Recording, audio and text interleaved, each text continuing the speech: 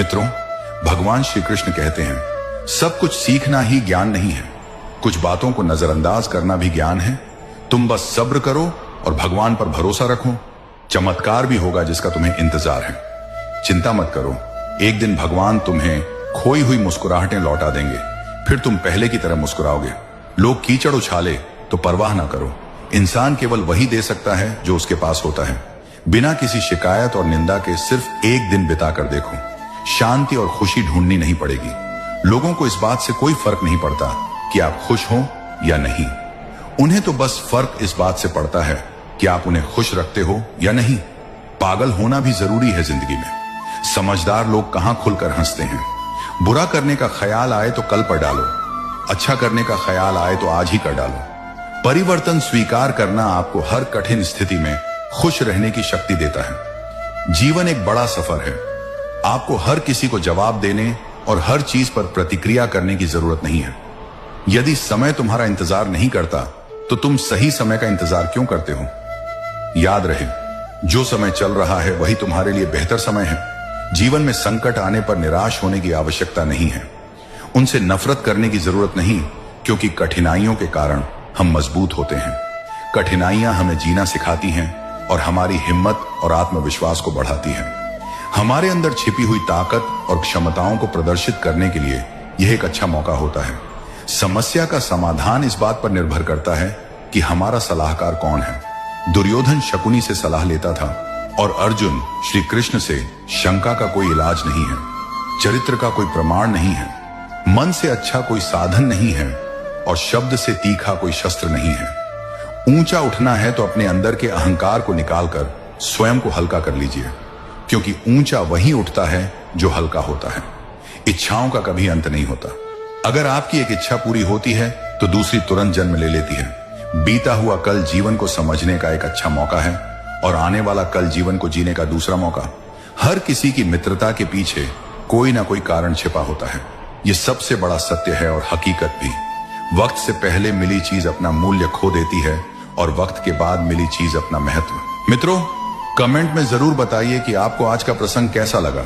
अगर आपके हृदय में श्री कृष्ण के प्रति सच्ची भक्ति है तो इस वीडियो को एक लाइक दें और कमेंट में लिखें जय श्री कृष्ण। और हां, पूरी कथा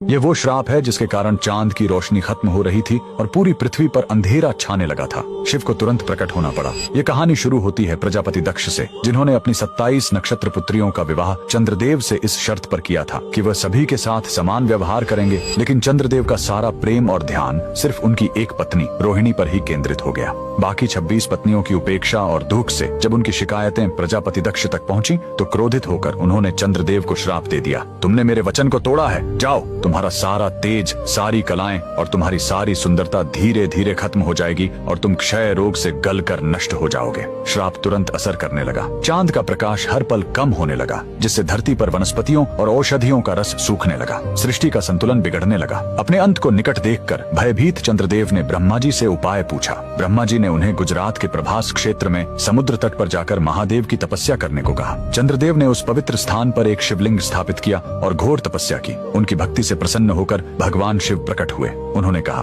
मैं दक्ष के श्राप को पूरी तरह खत्म तो नहीं कर सकता, लेकिन उसका प्रभाव कम कर सकता हूँ। शिव ने वरदान दिया, तुम कृष्ण पक्ष में 15 दिन क्षीण होगे, लेकिन शुक्ल पक्ष में 15 दिन फिर से पूर्ण हो जाओगे। उन्होंने चंद्र को अपने मस्तक पर धारण कर लिया और चंद्रशेखर कहलाए। और जिस ज्योतिर्लिंग की चंद्र ने पूजा की थी वो सोमनाथ, सोम यानी चंद्र के नाथ के नाम से प्रसिद्ध हुआ। और यही सोमनाथ मंदिर भारत का पहला ज्योतिर्लिंग आज भी गुजरात के वेरावल में उसी समुद्र तट पर शान से खड़ा है जहाँ चंद्रदेव ने श्राप से मुक्ति पाई थी। लेकिन रुकिए, इस मंदिर का एक और रहस्य है। यहाँ मौजूद बाण स्तंभ यह बताता है कि यहाँ से लेकर दक्षिणी ध्रुव तक समुद्र के रास्ते में कोई जमीन नहीं है। भगवान शिव के भक्त कमेंट में हर हर महादेव जरूर लिखें।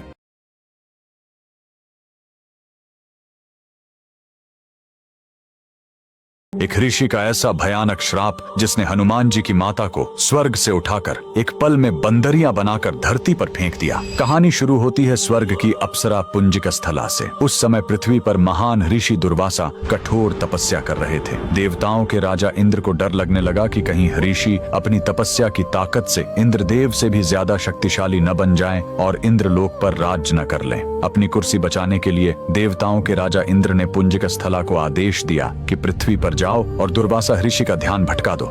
इंद्र के आदेश पर वह ऋषि के आश्रम गई और उनकी तपस्या में बाधा डालने लगी। ऋषि दुर्वासा ने गुस्से में आंखें खोली और उसे श्राप दे दिया। तूने एक चंचल वानर की तरह हरकत की है, जा पृथ्वी पर तेरा चेहरा भी वानर जैसा हो जाएगा। अप्सरा ने रोते हुए ऋषि के पैर पकड़ लिए। तब ऋषि ने दया दिखाई और मुक्ति का उपाय बताया। जिस दिन तुम भगवान शिव के 11वें रुद्र अवतार को जन्म दोगी, तुम वापस अप्सरा बन जाओगी। इसी श्राप के कारण उस अप्सरा ने पृथ्वी पर वानर राज कुंजर के घर बेटी के रूप में जन्म लिया, जिनका नाम अंजना पड़ा। बरी होने पर उनका विवाह महान वानर योद्धा केसरी से हुआ, लेकिन श्राप से मुक्ति पाने के लिए उन्हें एक पुत्र की आवश्यकता थी। इसलिए माता अंजना ने हम्पी के इसी अंजनाद्रि पर्वत पर भगवान शिव की घोर तपस्या की। सालों की तपस्या से शिव जी प्रसन्न हुए और वायुदेव के माध्यम से अंजना के गर्भ में दिव्य शक्ति स्थापित की। और तब इसी पहाड़ी पर जन्म हुआ बजरंग बली का। हनुमान जी के जन्म लेते ही माता अंजना का श्राप टूट गया।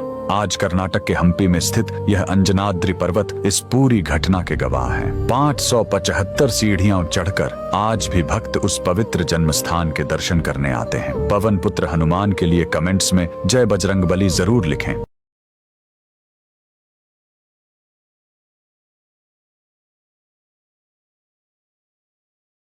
ये सच्चाई जानकर आपके रोंगटे खड़े हो जाएंगे। 5000 साल पहले भगवान परशुराम ने शुरू की थी यह परंपरा, जिसमें आज लाखों लोग अपना खून पसीना बहाते हैं। क्यों? समुद्र मंथन से निकले विष ने जब शिव जी का गला जलाया, तब परशुराम जी ने सबसे